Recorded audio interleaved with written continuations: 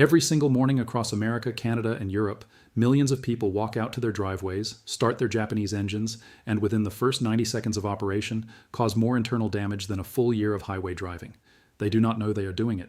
They were never told, and the repair invoice waiting for them at 80,000 miles will never mention that the failure began on day one, in their own driveway, with a habit they believe is completely normal. My name is Kenzo, and I have spent 18 years inside Japanese service centers watching engines come apart on diagnostic lifts.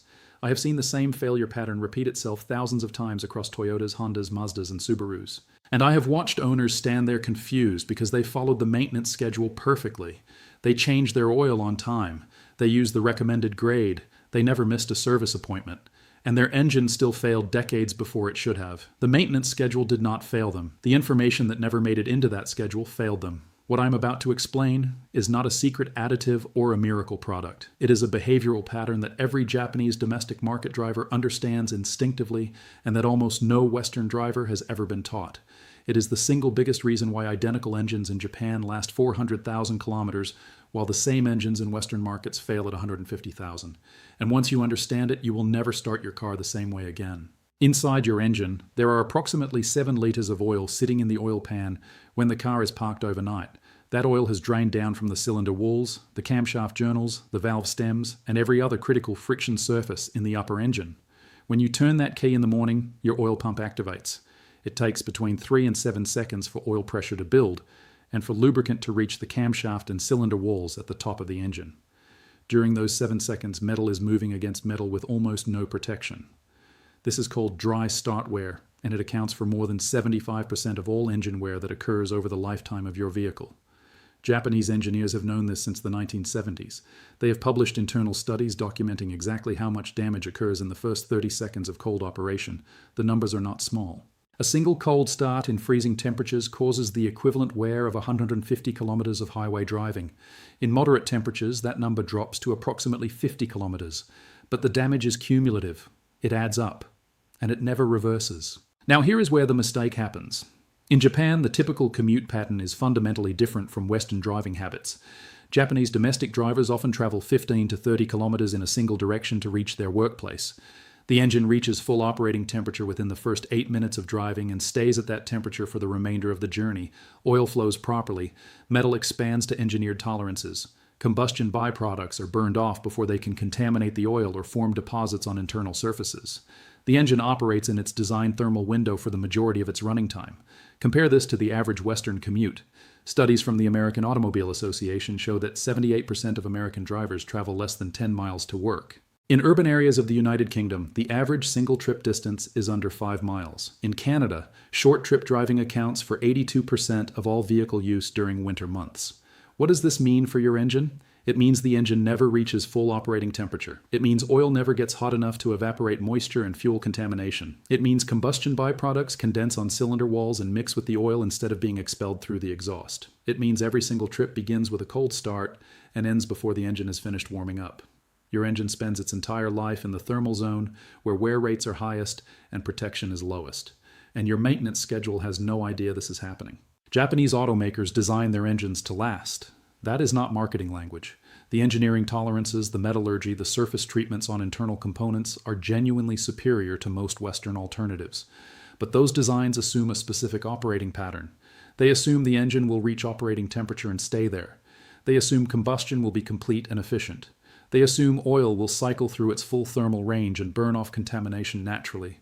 When those assumptions fail, the engine fails with them. The oil sludge problem that plagued early 2000s Toyota engines in America was not a manufacturing defect. It was a behavioral mismatch. Japanese drivers running those same engines under Japanese driving conditions never experienced the issue. The engines were not flawed. The operating environment was incompatible with the maintenance interval those engines required under those specific conditions. This brings us to something that has been quietly removed from Western owner manuals for the past 2 decades. Japanese domestic market service manuals contain a classification called severe service conditions. Under severe service, the recommended oil change interval drops from 10,000 kilometers to 5,000 kilometers.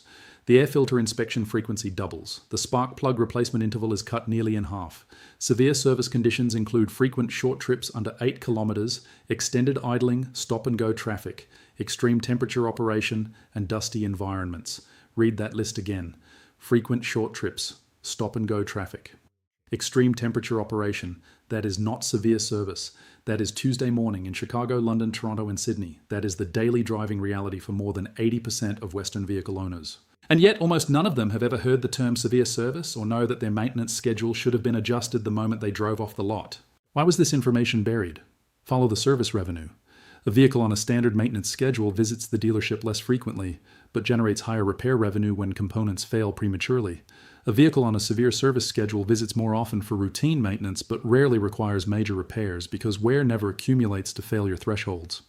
The first model generates short-term inconvenience and long-term catastrophic cost for the owner.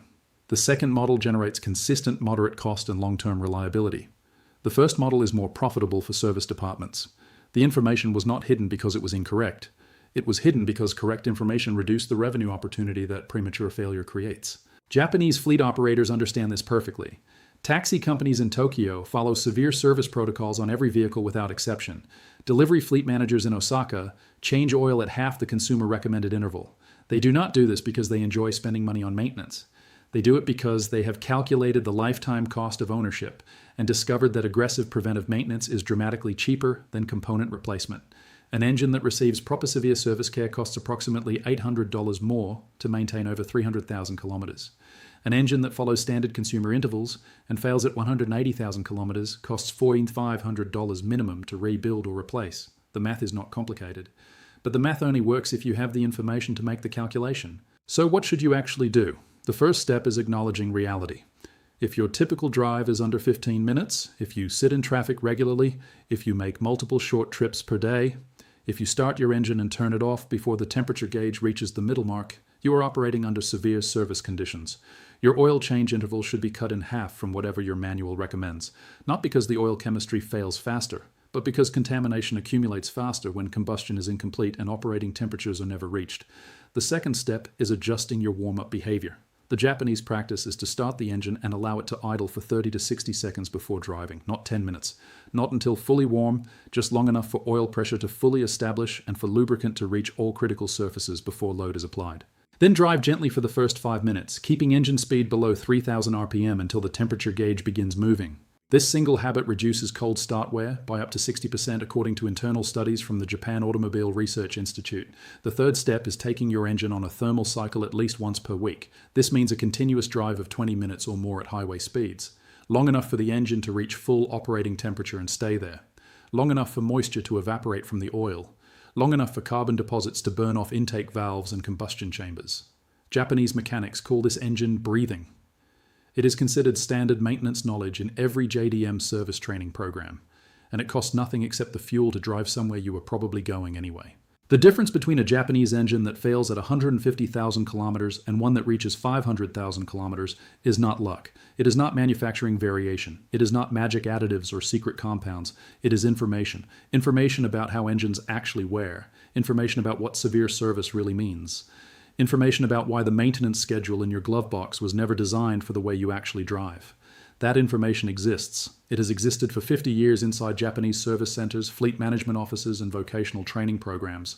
It was simply never translated, never exported, and never made available to the people who needed it most, until now. If this changed how you think about your engine, subscribe to Secret Japanese Garage right now. Hit the like button because it tells the algorithm that this information matters, and drop a comment telling me what car you drive and how many kilometers are on your engine. I read every single comment and I want to know what questions you have for the next video. The information the industry buried does not stay buried when we dig together. I will see you in the next one.